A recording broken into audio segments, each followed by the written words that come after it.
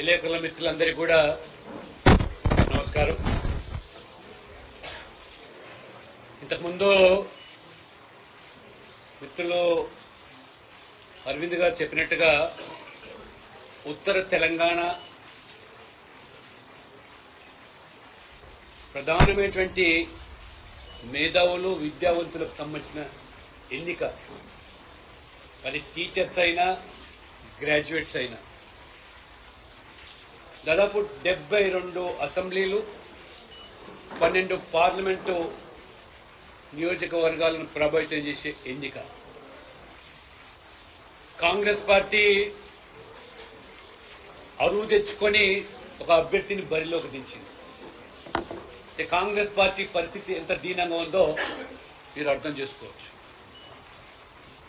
అది గ్రాడ్యుయేట్ ఎమ్మెల్సీకి మాత్రమే అభ్యర్థి. 2 టీచర్స్ ఎమ్మెల్సీలు ఏవైతున్నాయో అటు నల్గొండ, వరంగల్, ఖమ్మం అటువైపు అభ్యర్థి లేరు. ఇటువైపు కాంగ్రెస్ అభ్యర్థి కూడా లేకుండా పోయింది. ఇక టీఆర్ఎస్ అయితే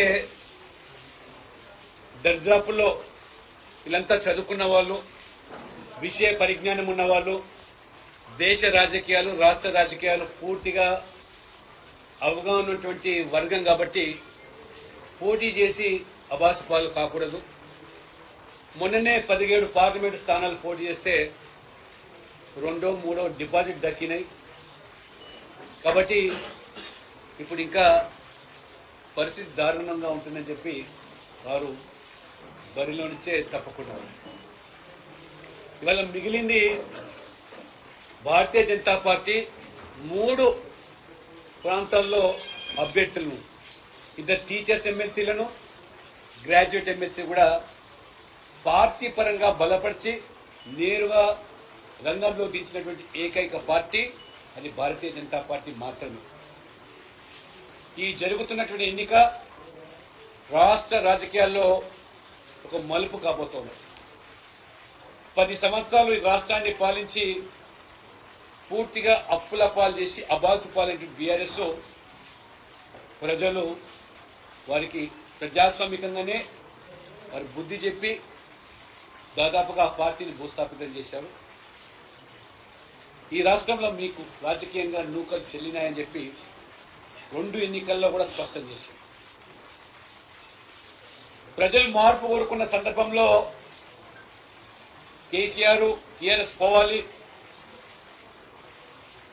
అని మార్పు సందర్భంగా కాంగ్రెస్ పార్టీ రాహుల్ గాంధీ స్వయంగా రేవంత్ రెడ్డి గారు అల్లవి గాని హామీలన్నీ ఇచ్చి అధికారులకు రావాలనేటువంటి ఒక దుర్బుద్ధితో అడ్డదారులు దొక్కి 6 గ్యారంటీలు 420 హామీలు ఇచ్చి మార్పులో భాగంగా బై డిఫాల్ట్ అధికారులకు వస్తే 5 మాసాల్లోనే జరిగిన పార్లమెంట్ ఎన్నికలు మళ్ళీ కాంగ్రెస్ పార్టీకి మళ్ళీ రాష్ట్ర ప్రజలు కర్రు కాల్చి వాత పెట్టి 17 స్థానాలు పోటీ చేస్తే 8కే పరిమితమైనటువంటి కాంగ్రెస్ పార్టీ. భారతీయ జనతా పార్టీ మోదీ గారి నాయకత్వంలో దేశమంతా కూడా మోదీ గారు నాయకత్వం అభివృద్ధి ఎజెండాతో పేదల సంక్షేమము, జీరో టాలరెన్స్ అండ్ కరప్షన్ ప్రజలు ఆదరిస్తే తెలంగాణ ప్రజలు మేము సైతమని 8 మంది అభ్యర్థులను ఎంపీలను గెలిపించి 35% ఓట్లు ఇచ్చి భవిష్యత్తు తెలంగాణలో బీజేపీ అని నిరూపించారు. 5 మాసాలకే కాంగ్రెస్ పార్టీకి ఏ రకంగా మరి ఆనాడు అసెంబ్లీలో 60 పైగా స్థానాలు గెలిచినటువంటి కాంగ్రెస్ 8 ఎమ్మెల్యేలు గెలిచినటువంటి బీజేపీ కూడా 8 స్థానాలు ఇచ్చారంటే ప్రజలు ఎటువైపు మొగ్గు చూపుతున్నారో స్పష్టమవుతుంది. అందుకనే ఇప్పుడు ఎన్నికలు ఏడాది పూర్తయింది. మీరు ఇచ్చిన హామీలేంది? నేను మిగతా అన్ని సమస్యల హామీలు కాదు, ఈ పట్టభద్రులు టీఎల్సీ టీచర్ ఎమ్మెల్సీకి సంబంధించినటువంటి ఈ వర్గాలకు సంబంధించిన హామీల గురించే నేను ఇవాళ సూటిగా అడగదలుచుకున్నాను. విద్యార్థులు అనేక మంది గ్రాడ్యుయేట్స్ అయిపోయి పోస్ట్ గ్రాడ్యుయేషన్ పూర్తి చేసుకొని ఇవాళ నిరుద్యోగులుగా చాలామంది అవుతున్నారు.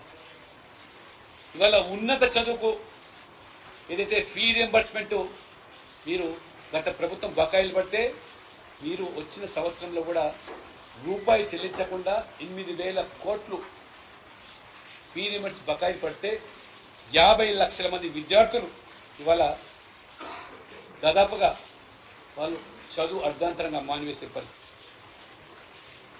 SC, ST, BC, economically weaker sections వీళ్ళ భవిష్యత్తు అంధకారం అయిపోయింది. వీళ్ళందరూ ఎందుకు ఓటు వేయాలి? సంవత్సరం పూర్తయిపోయింది.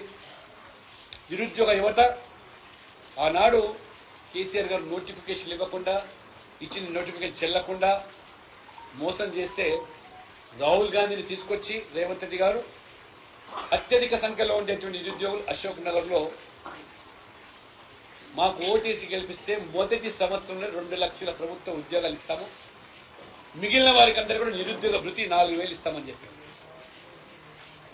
మెగా డిఎస్సి నిర్వహించి వేల సంఖ్యలో టీచర్లను భర్తీ చేస్తామన్నారు.